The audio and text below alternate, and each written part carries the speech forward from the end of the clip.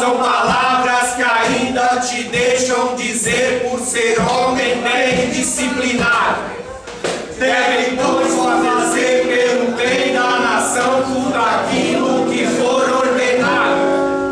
Pra ganhar a função, o juízo final e de boa e bem comportado. Você merece, tudo vai bem, tudo legal. Cervejação e amanhã o seu Zé se acabarem com seu carnaval. Você merece, tudo vai bem, tudo legal. Cervejação e amanhã o seu Zé se acabarem com seu carnaval. Você merece meu pulo cortado, professor. Você merece gás de pimenta na cara. Você merece um copo d'água. Você merece o dedo no cu.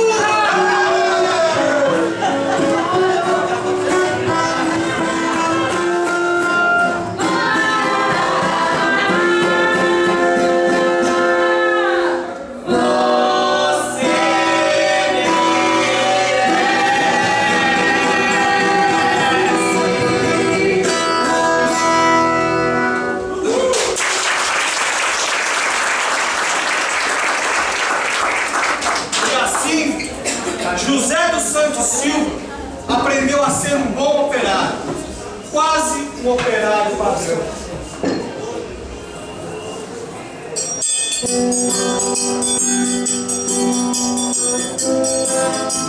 Essa máquina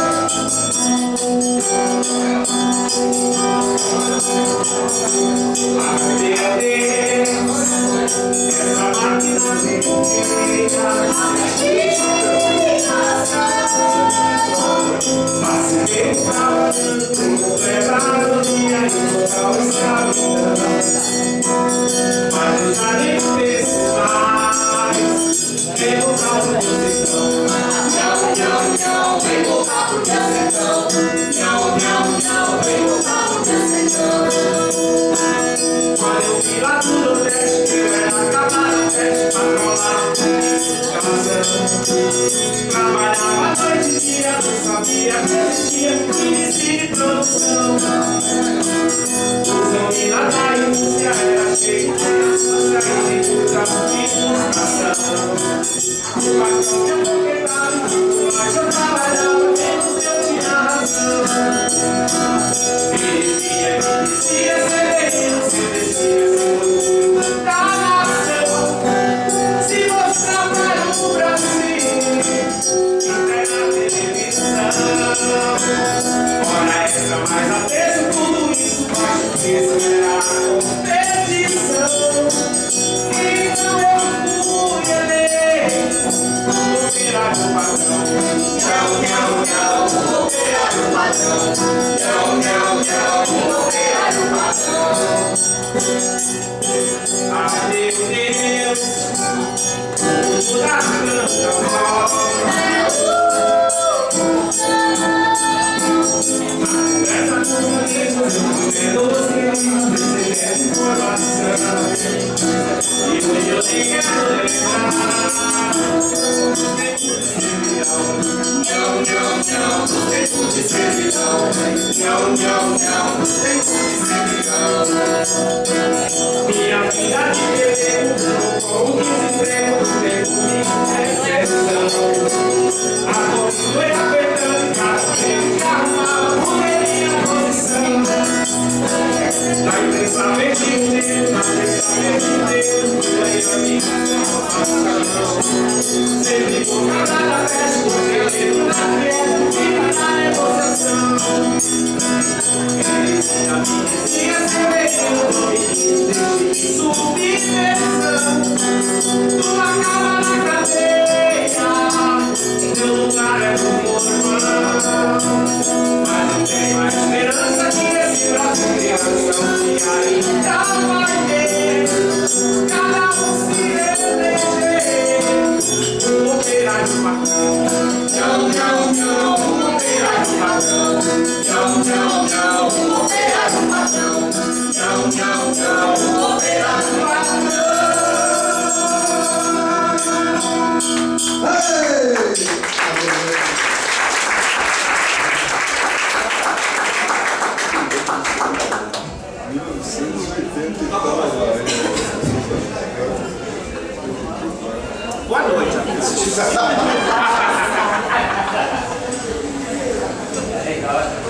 Muito boa noite. Boa noite.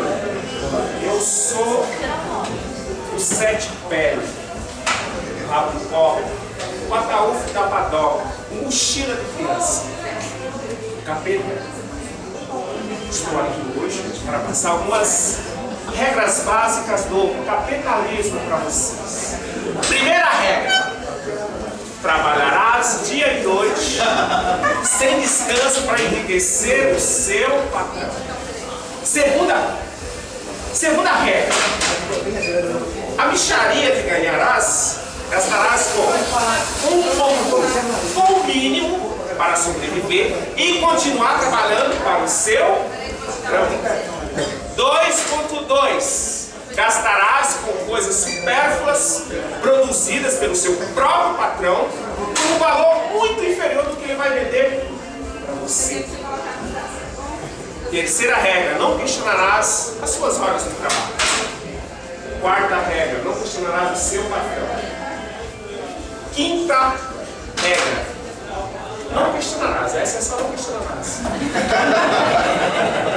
Sexta regra: eu acho que é o que muitos estão fazendo: não farás greve. Não farás greve.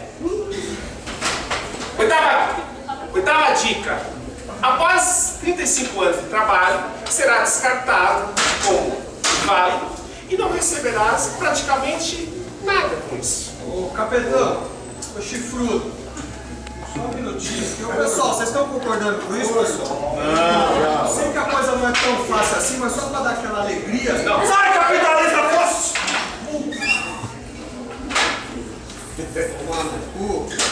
Aproveitando, falar de capitalista, mas vai pro Geraldo Alckmin, aquele filho da...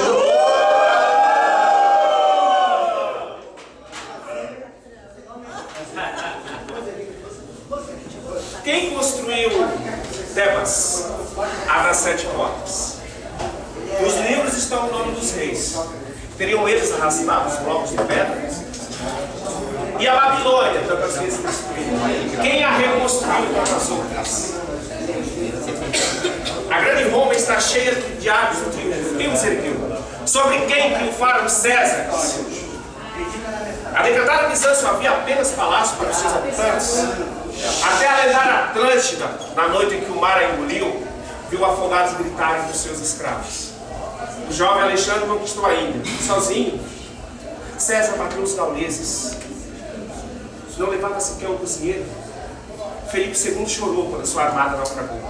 Quem mais chorou? Frederico II venceu a Guerra dos 7 Anos. Quem venceu além dele? A cada página uma história. Quem cozinhou o banquete? A cada década um grande homem. Quem pagou a despesa? Tantas histórias, tantas questões.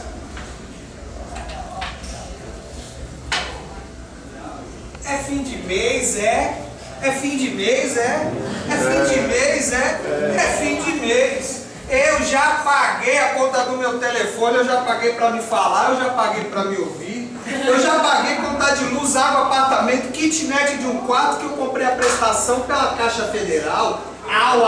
Eu não sou cachorro não. Eu já paguei, liquidei a prestação do paletó, da camisa, do sapato que eu comprei para passear com meu amor. Ela gostou e mergulhou e o fim do mês veio outra vez. Eu já paguei o pegue-pague do pecado, mais a conta do rosário que eu comprei para me rezar. Ave Maria, eu também sou filho de Deus. Se eu não rezar, eu não vou pro céu. E o fim do mês, e o fim do mês, e o fim do mês veio outra vez. No fim do mês, já sou freguês. Eu já paguei um lugar no cemitério para não ter que eu preocupar de não ter mais onde morrer. Lá tô morrendo já. De não ter mais onde morrer. Ainda bem que no mês que vem posso morrer, já tenho o meu tumbão. E acreditei que consultei no velho papo do tal do psiquiatra que te ensina a viver alegremente, acomodado e conformado, de pagar tudo calado, sem jamais se aborrecer. E já paguei a prestação da geladeira do açougue fedorento que me vende carne podre que eu tenho que comer, que engolir sem grudar. E o fim do mês, e o fim do mês, e o fim do mês vem outra vez. Era ele quem erguia casas onde antes só havia chão. Como um pássaro sem asas, ele subia com as casas que lhe brotavam da mão. Mas não desconhecia de sua grande missão. Não sabia, por exemplo, que a casa de um homem é um templo sem religião. Como tampouco sabia que a casa que ele fazia, sendo a sua liberdade, era a sua escravidão. De fato, como podia um operário em construção compreender por que o tijolo vale mais do que o pão? Tijolos ele empilhava com pá, cimento e esquadria. Quanto ao pão, ele comia. Mas se fosse comer tijolo, assim o operário ia, construindo uma casa aqui, adiante um apartamento, além uma igreja, à frente um quartel, uma prisão. Prisão de que sofreria, não fosse eventualmente um operário em construção. Mas desconhecia esse fato extraordinário, que o operário faz a coisa e a coisa faz o operário. De forma que certo dia, à mesa, ao cortar o pão, o operário foi tomado de uma súbita emoção ao constatar, assombrado, que tudo naquela mesa, garrafa, prato, facão, era ele quem fazia. Ele, um humilde operário, um operário em construção. Olhou em torno, gamela, banco, enxerga, caldeirão, vidro, parede, janela, casa, cidade, nação, tudo! Tudo que existia, era ele quem fazia. Ele, um humilde operário, um operário que sabia exercer a profissão. Ah, homens de conhecimento, jamais sabereis o quanto aquele humilde operário soube naquele momento. Naquela casa vazia, que ele mesmo levantara, um mundo novo nascia, do qual sequer suspeitava. O operário, emocionado, olhou para sua mão, para sua rude mão de operário em construção. E olhando bem para ela, teve no instante a impressão de que não havia no mundo coisa que fosse mais bela. E o operário do edifício em construção, que sempre dizia sim, passou a dizer não. E aprendeu a notar coisas a que antes não dava atenção. Notou que a sua marmita era o prato do patrão, que a sua cerveja preta era o uísque do patrão, que o seu macacão de Zuarte era o terno do patrão, que os seus 2 pés andarilhos eram as rodas do patrão, que o caserno onde morava era a mansão do patrão, que a fadiga do seu dia era amiga do patrão. E o operário disse, não. E o operário fez-se firme em sua resolução. Certo dia, ao sair da construção, o operário viu-se súbito cercado pelos homens de delação e sofreu, predestinado, a sua primeira agressão. Teve seu rosto cuspido, teve o seu braço quebrado, mas quando foi perguntado, o operário disse não. Vendo que a violência não cobraria o operário, tentou o patrão dobrá-lo de modo vário, de forma que um dia levou ao topo da construção e no instante de tempo mostrou toda a região. E apontando ao operário fez essa declaração: dar-te-ei todo esse poder e a sua satisfação, porque a mim me foi entregue e dou a quem bem quiser. Dou-te tempo de lazer, dou-te tempo de mulher, portanto tudo que vês será seu, se me adorares. E ainda mais, se abandonares, o que te faz dizer não? Disse e fitou o operário, que olhava e refletia.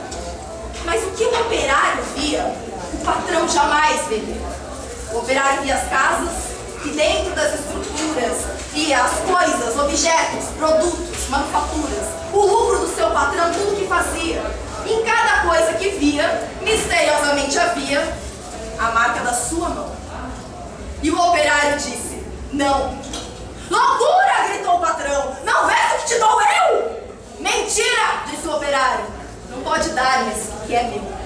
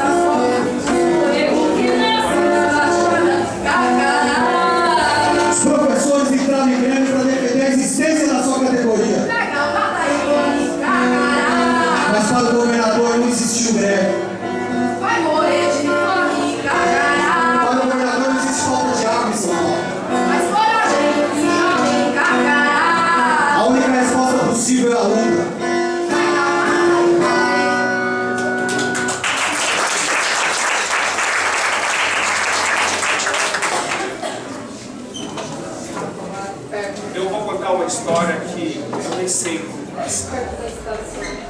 Porque o meu coração chora, a dor do meu peito cresce e aumenta o meu sofrimento. E fico ouvindo o lamento da minha alma dolorida, pois é bem triste a sentença de quem perdeu na insistência o que mais amou na vida. Eu já estou velho, acabado, mas em riba desse chão eu fui o mais afortunado de todos os filhos de Adão. Dentro da minha pobreza eu tinha uma grande riqueza, era uma querida filha. Porém morreu muito nova, foi sacudida na cova com 6 anos e 12 dias. Morreu na sua inocência aquele anjo encantador, que foi na sua insistência a cura da minha vida. Eu beijava com prazer todo dia de manhã a sua face pura e bela. Era Ana o nome dela, mas eu chamava de Nanã. Nanã tinha mais primor do que as mais bonitas joias. Era mais linda do que as flores de um tal jardim de Troia, que falavam do coconato, o seu cabelo cacheado, preto da cor de veludo. Nanã era meu tesouro, meu anjo, meu tudo. Pelo terreiro corria, sempre sorrindo e cantando, era nutrida e sadia, pois mesmo se alimentando com feijão, milho e farinha, era gorda, bem gordinha, tão gorda que reluzia, o seu corpo parecia uma banana maçã. Pelo terreiro corria, sempre sorrindo e brincando, pois mesmo se alimentando com feijão, milho e farinha, era gorda, bem gordinha, tão gorda que reluzia, o seu corpo parecia uma banana maçã. Mas nesse mundo de Cristo, o pobre não pode andar. Eu, quando me lembro disso, dá vontade de chorar. Quando a seca no sertão, ao pobre falta feijão, farinha, milho e arroz. Foi isso que aconteceu. Minha filha morreu na seca de 32. Vendo que não tinha inverno, meu patrão, um tirano, sem temer Deus e não inferno, me deixou no desengano sem nada mais me arranjar. Tive que alimentar minha querida Nanã no mais peloso maltrato, comendo caça no mato, toma dentro do corpo. Aquela pobre inocente foi mudando a sua vida, foi ficando diferente. E enquanto a gordura do seu corpo diminuía, o meu coração crescia a minha gratidão. Quando dia de manhã, quando ela viu o angu, ou mesmo o roxo beiju da goma de mucunã, sem a comida que ele olhava para comer, depois olhava para mim, meu coração doía quando Nanã me dizia: papai, ou comida comigo. Passava o dia inteiro, cuidava, não comia, não brincava no terreiro e nem cantava de alegria, pois a falta de alimento tudo destrói com o sono. Não saía da tipóia, minha adorada joia enfraquecida. E numa noite de agosto, noite escura e sem luar, eu vi crescer o meu desgosto. Eu vi crescer o meu penar. Naquela noite a criança já estava sem esperança. E quando veio o romper da linda e risonha aurora, faltavam bem poucas horas para minha Nanã morrer. Por ali ninguém chegou. Ninguém reparou e nem viu aquela cena de horror que o rico nunca assistiu. Só eu e a minha mulher, que ainda cheia de fé, rezava para o Pai Eterno, dando suspiro magoado com seu rosto molhado das águas do bom terra. Enquanto nós assistíamos à morte da pequenina na manhã daquele dia, veio um bando de campinas e canários sapados e começaram a cantar um hino santificado bem na copa do cajueiro que havia no meu rancho esburacado. Aqueles pássaros cantavam em louvor da despedida, vendo que Nanã deixava as misérias da vida, pois não havia recurso, já estava fugindo expulso, e naquele estado mesquinho, ia apressando o cansaço, seguido pelo compasso da música dos passarinhos. Na sua pequena boca eu vi os seus lábios tremendo, e naquela aflição hoje ela também conhecendo o caminho escapando. Foi me ralando para mim os tristes lábios seus, fez um esforço danado e disse: a mesa do Pai. Fechou os olhos e morreu. Enquanto ela finalizava os seus momentos derradeiros, lá fora os pássaros cantavam na volta dos ajoelhos. Em vez de gemir de choro, as aves cantavam em coro. Era o bendito perfeito da morte do meu anjinho. Nunca mais os passarinhos cantaram naquele dia. Nanã foi naquele dia Jesus mostrar seu riso e aumentar mais a quantia dos anjos do paraíso. A minha imaginação, eu traço, não acho expressão para dizer como eu fui. E a culpa não é de Deus, a culpa é dos homens ricos. Morreu no maior maltrato, meu anjo lindo e mimoso. Meu patrão, aquele ingrato, foi o maior criminoso, foi o maior assassino. O meu anjo pequenino foi sacudido no fundo do mais pobre cemitério. E eu hoje me considero o mais pobre desse mundo. Soluçando, pensativo, sem consolo e sem assunto. Eu sinto que ainda estou vivo, mas o meu jeito é de defunto. Envolvido na tristeza, no meu rancho de pobreza, toda vez que eu vou rezar, com os meus joelhos no chão, eu peço em minhas orações: Nanã, vem me buscar.